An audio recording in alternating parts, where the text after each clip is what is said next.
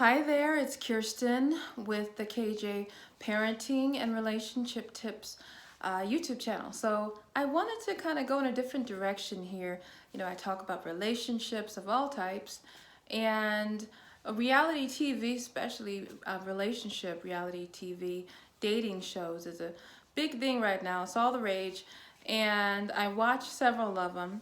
And so I'm like, let me just include some of that because it's all about relationships, right?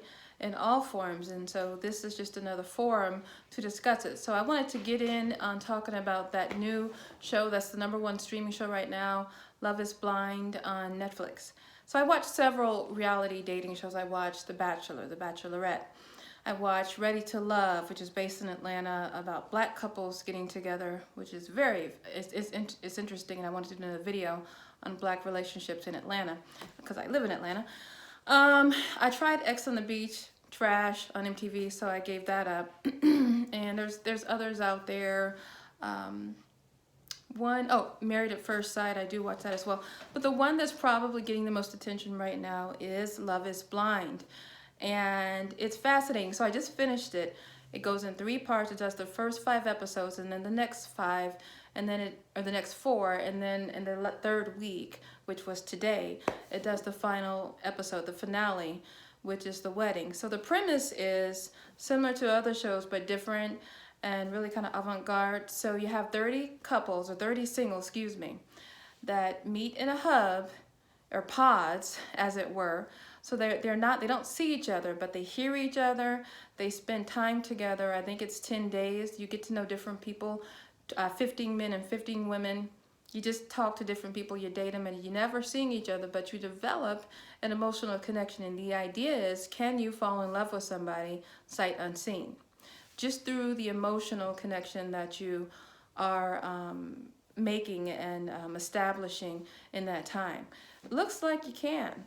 And so it's fascinating. This experiment is basically a social experiment, as they all are. And I will say, as with all reality TV, pseudo-reality, these are real people. They are not cast. They're not actors, or at least most of them aren't. But there is editing involved. So, things get lost in translation. People can be cast or appear a certain way based on how the producers choose to edit things. But I just thought this show, because, I watched many of them, thought this was fascinating. And I'll give you my ideas on it, just on all the couples and what I thought of it. So there are 6 couples that made it out of all 30. So technically there could have been 15 that got engaged, sight unseen. But there were 6 couples that fell in love, or said they fell in love during the process without seeing each other, just through conversations and really developing an intimacy and vulnerability over those few days. And 5 of them actually made it to the island, into the honeymoon, pre-honeymoon phase, as it were, the before wedding honeymoon phase of really getting to know each other. And so there's Cameron and Lauren, who is most of America's favorite couple, certainly mine. There is Kinney and Kelly, kind of a boring couple. They were boring to me too. I fast forwarded through a lot of their stuff, unfortunately. It just wasn't riveting to me. There's Giannina and, his name was on the tip of my tongue, but I just forgot it. Wow. Anyway, whoever her partner is, there was them, and I thought they were actually probably the most fiery couple. There was Jessica and Mark, kind of a train wreck, and then there was another one of my favorites, Barnett and Amber. So the couple that didn't make it, the 6th couple that originally got together, was Carlton and Diamond. But there was a lot of controversy with him. They've both gotten a lot of hate, which I think, is uncalled for. They're just trying to figure out who they are. And this is you're in a fishbowl, people are looking at you. And you don't always make the right moves, but there's no reason to hate on these people like this. Carlton and Diamond didn't make it because he is bisexual. He did not come out to her in the right way. He did not express who he was fully before they actually met, which he should have. So she's coming into the situation with doubts. When he finally does tell her, he's projecting so much about the shame that he feels about who he is onto her, and then they just blow up, they fight, it doesn't work out, and there's just no coming back from the fight that they had with name calling and throwing drinks. And so that's unfortunately what happened, but I think there was true love there. I think that had Carlton told her before they got there, even if he, cleaned it up after he told him, if he had been able to just sit with who he is and not be dealing with shame, because there was a lot of shame with him about who he is and just being comfortable in his own skin. He projected that onto Diamond, of course, and then that just didn't work out. So she didn't handle it well either, but they could have made it. They didn't. Okay, so then another couple that didn't make it, so they're in the honeymoon, and then they go back after, I think, a week or two of the honeymoon phase on an island. They go and all live in the same apartment setting. It's really clever, where they're living together, and they all know each other now at this point. Some of them, they've all kind of dated each other, but they haven't seen each other until after they're engaged, so there's a lot of stuff going on. So they're living together, and they spend another 2 weeks living together pre-marriage, to determine, are they really together? That's probably the hardest part, is after the honeymoon phase is and staying together on the island and just really getting to know each other and exploring bodies and minds and souls and really just see what the attraction is and having fun on the island. You get back to your real world and to your lives, and you get social media back, and you see how your life is really going to be impacted by this partner who you really don't know that well. And so it's interesting to see how that happens. I will mention for Mark and Jessica, it's really unfortunate, because I think that Mark was definitely ready for love. He's 24 and Jessica's 34, and that was a huge issue for her. And what's interesting is she is probably the most immature out of all the cast, out of all the people who got matched up, but she was the oldest female. And the most immature and just not ready for what she wants. I think she just has a lot of growing to do on herself, and I think maybe therapy could work for her just to feel confident in who she is and get past superficial, because she was really caught up in what superficially she wanted, and a lot of alcohol was involved, and so it just kind of got messy with her and Mark. She liked this other guy, Barnett, who was in another coupling, and she just could not get over it. She was denying that there was issues there. But there was, and it was obvious that she just was not over him and was continually trying to test the waters there to see if he was open to something, even though they were both engaged to other people. So she's telling Mark she loves him, but she's not sure if she's attracted to him, but she's attracted to Barnett, but she's also saying, Mark is my soulmate. So very confusing. They get to the altar, and he says yes, and I was hoping he was going to say no, and I just see now that we're not right for each other. But, he's the type that's going to give it his all, and he wasn't seeing all the stuff that Jessica was doing, quite frankly. Jessica said no. I'm thankful she said no, because had they agreed to get married and gotten married, this thing was filmed September 2018. Had they gotten married, I don't think they would have stayed married at all. I think that would have been separated, divorced, definitely by now, because they just were not a good match. She just was not open to really loving him, and you can't really... you can't fake attraction. It's just the fact that she wasn't authentic about it the whole time. She was really going back and forth on what she wanted and who she wanted and who she was.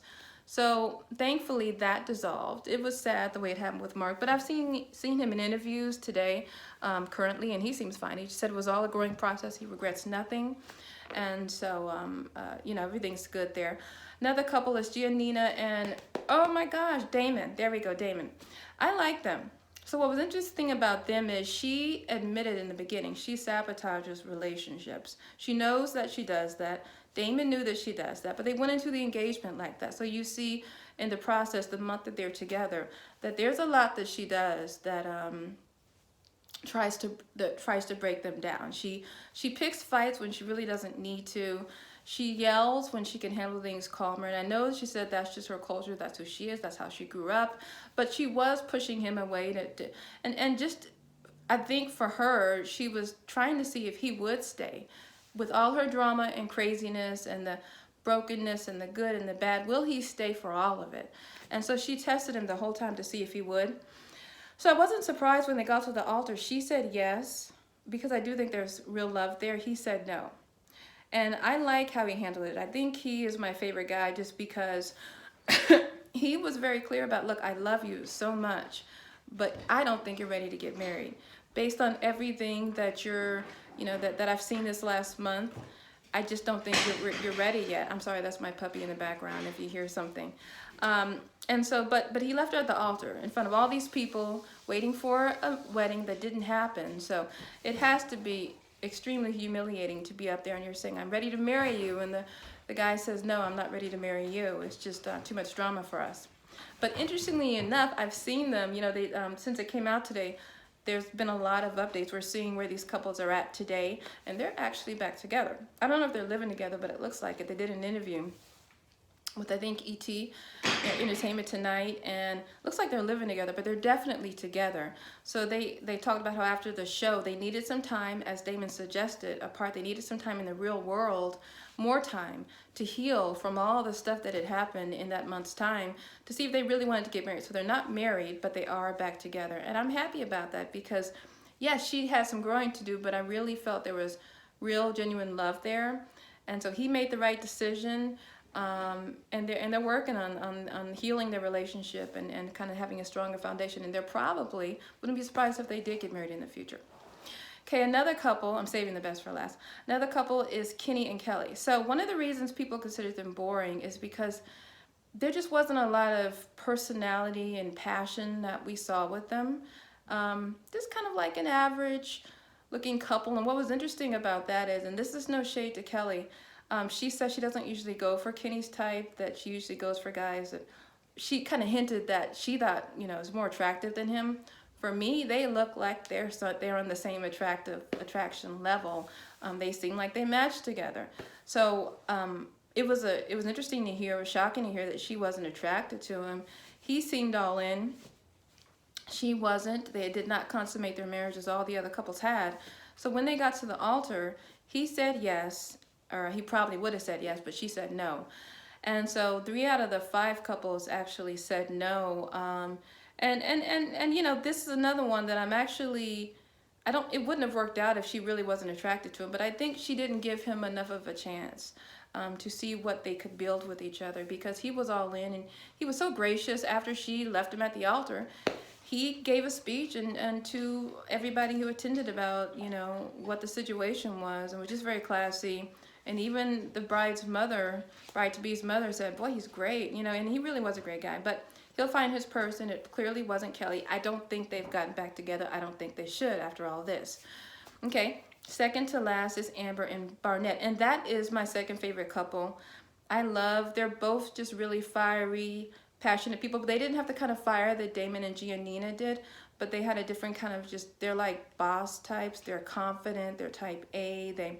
Barnett is more chill, but they just both like to be leaders and both like to do their own thing and kind of go outside the box. And so I was afraid he was going to choose Jessica, because there was some inkling that he would at some point might choose her. I didn't think they would match.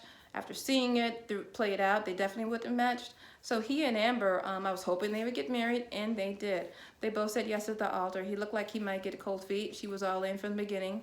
They were very attracted to each other, but were they really compatible? Because there was other issues coming up, like debt, college debt, how to handle money, employment, just things like that, just like roles in the family that they needed to work out. But it looked like with them there was real love there too. So I was happy he said yes, and it looks like they are still married. I saw them in a current interview. They look happy, they look settled. So everything's good with them. So that's 2 couples that are together. One's married, one's not. The last couple is Lauren and Cameron.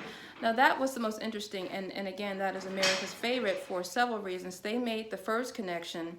I think they fell in love within 3-4 days, which, if you're looking at it, you're like, this really happened. But if you really just see it all play out, you can see how, if you're just focused on really learning the person and not all these other distractions that can get in the way, then you can make a legitimate love connection. And they fell in love.